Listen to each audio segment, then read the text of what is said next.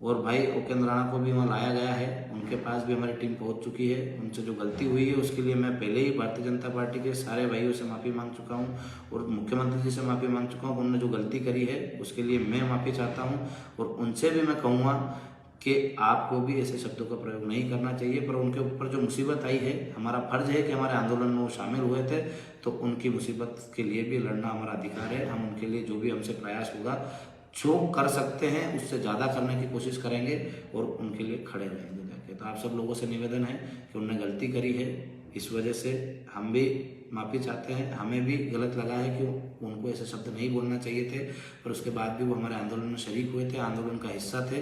उनने गलती करी है तो उस गलती की मैं माफ़ी चाह रहा हूँ। उनसे भी मैं कहूँगा कि आपको ये गलती नहीं करना चाहिए। मैं उनसे मिलकर भी कहूँगा कि मैंने उनको पहले भी कहा था कि अपने को किसी व्यक्ति विशेष या जाति के खिलाफ नहीं बोलना है, नहीं किसी धर्म के खिलाफ बोलना है। उनने मंच पर कोई चीज़ नहीं कही, पर वहाँ से बाहर जाने के बाद जो उन्होंने करा है उसके लिए मैं माफ़ी चाहता हूँ। इस आंदोलन के आयोजककर्ता होने के नाते करनी सेना परिवार का मैं सदस्य हूँ और करनी सेना परिवार इसका आयोजक करता था और सर्व समाज ने साथ में मिलकर इसका कार्यक्रम किया है। इसलिए सर्व समाज से भी माफ़ी चाहता हूँ यदि उनकी भावनाओं को ठेस पहुँची है। जितने भी लोगों की भावनाओं को ठेस पहुँची है, मैं एक ही बार आखिरी टाइम माफ़ी मांग रहा हूँ कि जिनकी भी भावनाओं को ठेस पहुँची है, जिसको भी लगता है कि उसकी भावनाओं को इससे ठेस पहुँची, उसके लिए मैं नतमस्तक होकर आपसे माफ़ी चाह रहा हूँ।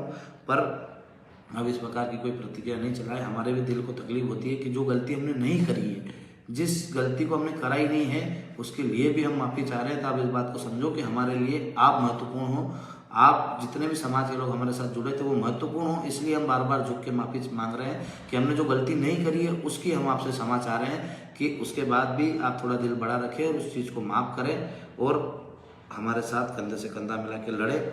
अब और कोई से सामाजिक संगठन जो हमारे ही हैं या हमसे जुड़े हुए थे, हम उनसे जुड़े हुए थे, वो भी कोई टीका टिप्पणी करे, छिट्टाकाशी करे तो हमको उस पर जवाब नहीं देना है। किसी के लाइव पे जाके हमें कमेंट नहीं करना है कि हम कोई लाइव आ रहा है, मतलब कुछ गलत बोल रहा है तो बोलने दो उसको, वो बोल रहा है उसको ब्लॉक कर दो, अपने को दिखेगा ही नहीं। मैंने भी बहुत सारे लोगों को ब्लॉक कर रखा है, मुझे उनकी कोई चीज़ दिखती नहीं। अब उनको जो बोलना है वो बोलने दो, हम हमारी जगह सही है।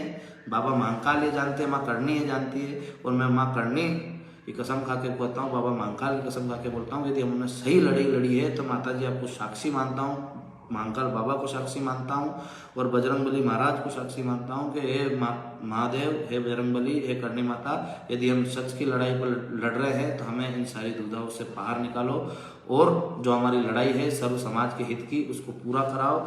और यदि जो लोग कुछ गलत कर रहे हैं, जो भड़काने का प्रयास कर रहे हैं, उनको आप सजा देना हमारे हाथ में नहीं है, क्योंकि आप ही इस सृष्टि के पालनहार हो, आपको सब पता है और आपको सच पता है। तो मैं आपको साक्षी मान के, इनको साक्षी मान के कहना चाहता हूँ हमारी जो लड़ाई थी कोई गैर राजनीतिक लड़ाई थी, किसी राजनीतिक परिवेश से वो लड़ाई नहीं लड़ी गई थी। कांग्रेस, भाजपा, जितने भी दल हैं उन सबके भाइयों से हमने निवेदन करा था कि जो भी सच है उसका साथ देना। हमारा साथ आपने दिया और माँ करनी और माँ बगलामुखी माता, महाकाल बाबा और बजरंगबली महाराज को साक्षी मान के उनकी कसम खा के कहता हूँ कि गैर राजनीतिक आंदोलन था। इसमें किसी भी राजनीतिक दल का हमने ना सहयोग लिया है ना मांगा है। हाँ, सर्व समाज के भाइयों से, बोलो वो बीजेपी में काम करता हो, कांग्रेस में काम करता हो, उनसे हमने ये निवेदन करा था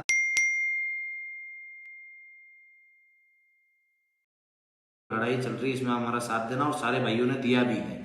और ये गैर राजनीतिक आंदोलन था और गैर राजनीतिक आंदोलन के तौर पे ही हमने इसकी समाप्ति करी है कि ये जो हमारी लड़ाई है, जो हमारी बातें थी, सरकार ने मानी तो हमने उनको धन्यवाद दिया और इसको पूरा करने के लिए उनको कहा है कि आप 2 महीने में इसको पूरा करें। और यदि पूरी नहीं होती है तो ये लड़ाई आगे भी जारी रहेगी और चलती रहेगी। आप लोगों ने शांति का परिचय दिया। आप लोगों से सबसे निवेदन है कि जब भी आंदोलन हो हमें उग्र होकर नहीं करना। यदि हम उग्र होकर करते तो वो आंदोलन एक ही दिन में समाप्त हो जाता, कई लोगों की हानि होती, कई हमारे भाइयों को हमको खोना पड़ता यदि हम उसमें उग्र प्रदर्शन करते। यदि लाखों की भीड़ को लेकर भोपाल के अंदर जाते तो जो भोपाल में हमारे भाई रह रहे थे उनको भी कहीं ना कहीं तकलीफ होती और हमारे ही भाइयों का बलिदान होता। भले सामने से पुलिस वर्ग था, यदि आपस में घर्षण होता तो उधर भी कोई मरने वाला हमारे ही परिवार का भाई था और इधर भी कोई मरता तो हमारे ही परिवार का भाई मरता। तो हमने इसलिए शांति का रास्ता अपनाया था कि किसी व्यक्ति की जान को खोए बगैर हमने उस आंदोलन में विजय प्राप्त करी है। तो भगवान का आशीर्वाद है आप पे, हम सब पे भगवान का आशीर्वाद है जो हमने इसको विजय को प्राप्त करा है। पर आगे भी कोई आंदोलन हो तो उग्र करने की आवश्यकता नहीं है, शांतिपूर्ण